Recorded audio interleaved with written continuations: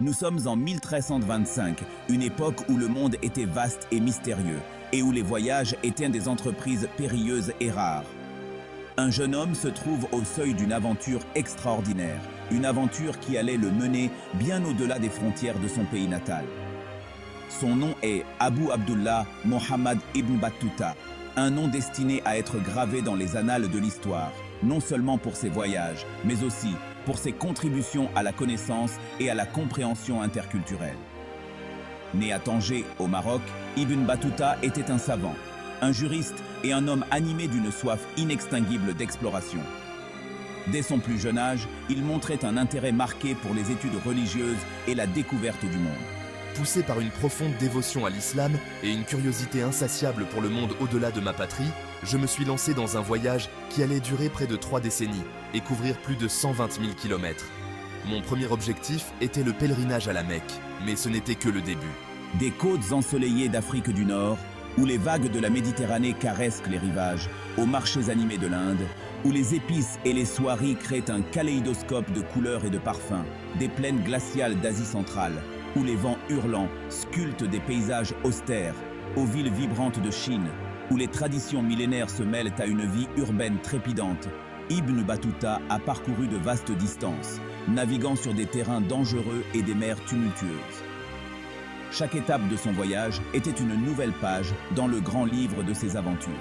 Mes voyages n'étaient pas de simples excursions touristiques, mais des expériences immersives qui m'ont plongé au cœur de cultures, de langues et de systèmes de croyances divers.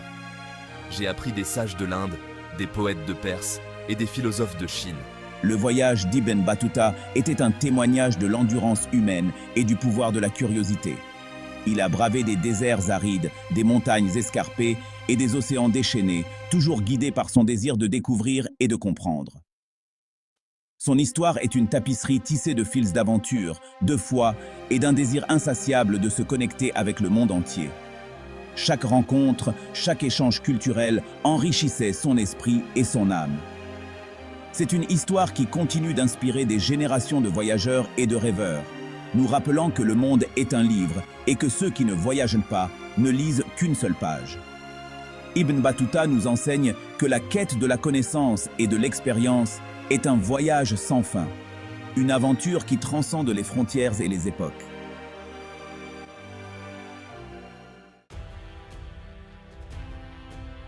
Le voyage épique d'Ibn Battuta a commencé par le Hajj, le pèlerinage à la Mecque, une obligation sacrée pour tout musulman valide. Ce voyage n'était pas seulement un acte de foi, mais aussi une quête de connaissance et de découverte. Quittant Tanger à l'âge de 21 ans, Ibn Battuta s'est dirigé vers l'Est, suivant les anciennes routes caravanières qui serpentaient à travers l'Afrique du Nord. Ces routes étaient empruntées depuis des siècles par des marchands, des pèlerins et des aventuriers. J'ai traversé le redoutable désert du Sahara, un vaste océan de sable et de ciel, où les journées torrides cédaient la place à des nuits glaciales. Chaque pas dans ce désert était un test de résilience et de détermination. Tout au long de son voyage ardu, Ibn Battuta a rencontré d'autres voyageurs, des marchands et des érudits, leur chemin convergeant vers la Mecque. Ces rencontres enrichissaient son voyage, lui offrant des perspectives et des connaissances nouvelles. Il s'arrêtait dans des oasis animées, de vibrants centres commerciaux et d'échanges culturels où les histoires se négociaient aussi facilement que les marchandises. Chaque oasis était une bouffée d'air frais, un répit dans l'immensité du désert. J'ai été émerveillé par les merveilles architecturales du Caire, ses mosquées imposantes et ses marchés animés, témoignage de la richesse et de l'influence de la ville. Le Caire était un carrefour de culture, un lieu où l'Orient et l'Occident se rencontraient. Après plus d'1 an de voyage, Ibn Battuta atteignit enfin la Mecque, le cœur spirituel de l'islam. La ville sainte, avec ses minarets et ses rues animées, était un spectacle à couper le souffle. La vue de la Kaaba, le sanctuaire le plus sacré de l'islam, le remplit d'un profond sentiment d'admiration et d'accomplissement. C'était le point culminant de son pèlerinage, un moment de profonde spiritualité. J'ai accompli les rituels du Hajj avec une dévotion indéfectible, m'immergeant dans l'esprit collectif de millions de pèlerins qui avaient convergé vers cette ville sainte. Chaque prière, chaque rituel était une expression de foi partagée.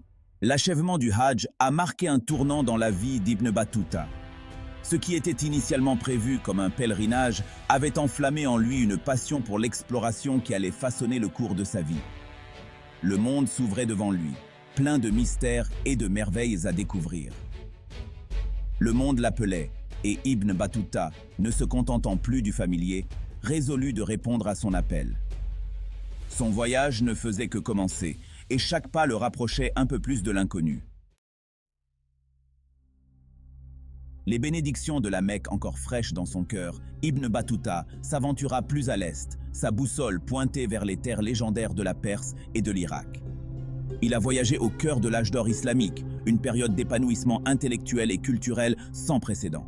En Perse, j'ai été émerveillé par la grandeur architecturale d'Ispahan, ses mosquées ornées de mosaïques complexes et ses minarets élancés perçant le ciel.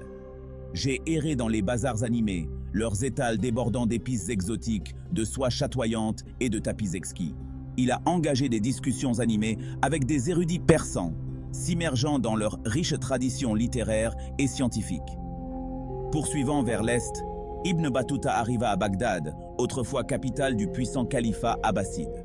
Bien que la ville ait décliné par rapport à sa gloire passée, elle est restée un centre d'apprentissage et d'érudition. Ibn Battuta passa plusieurs mois à Bagdad, étudiant avec des érudits de renom et explorant ses vastes bibliothèques, véritables trésors de connaissances anciennes. Les voyages d'Ibn Battuta à travers la Perse et l'Irak témoignent de l'héritage durable de l'âge d'or islamique. Malgré la fragmentation politique, l'esprit de curiosité intellectuelle et d'échange culturel a continué de prospérer, laissant une marque indélébile sur la vision du monde d'Ibn Battuta.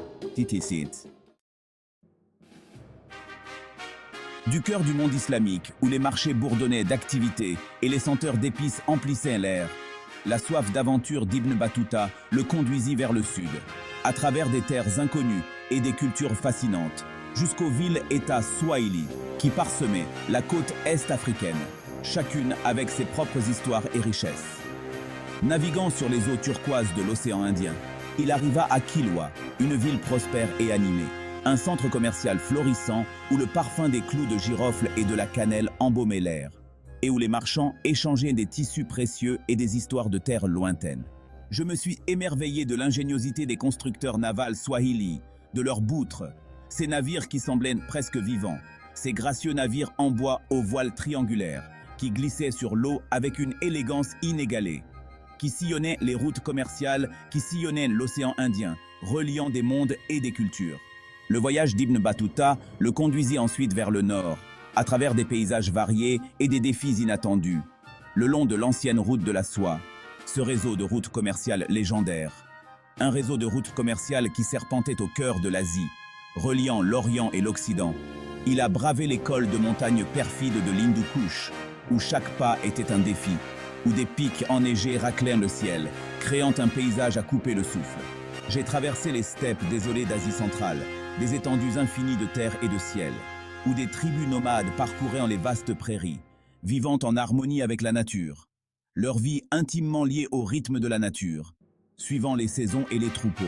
Le long de la route de la soie, Ibn Battuta rencontra un kaléidoscope de cultures et de peuples, chacun apportant ses propres traditions et histoires. Il échangeait des histoires avec des marchands venus de contrées lointaines, apprenant de leurs expériences et de leurs voyages, leurs caravanes chargées de soie, d'épices et de pierres précieuses, symbole de la richesse et de la diversité de ces échanges. Il fut témoin de la ferveur religieuse des moines bouddhistes dans leurs monastères, perchés dans les montagnes, où la spiritualité imprégnait chaque pierre, et des traditions nomades des tribus turques qui parcouraient les steppes, perpétuant un mode de vie ancestral en harmonie avec la nature.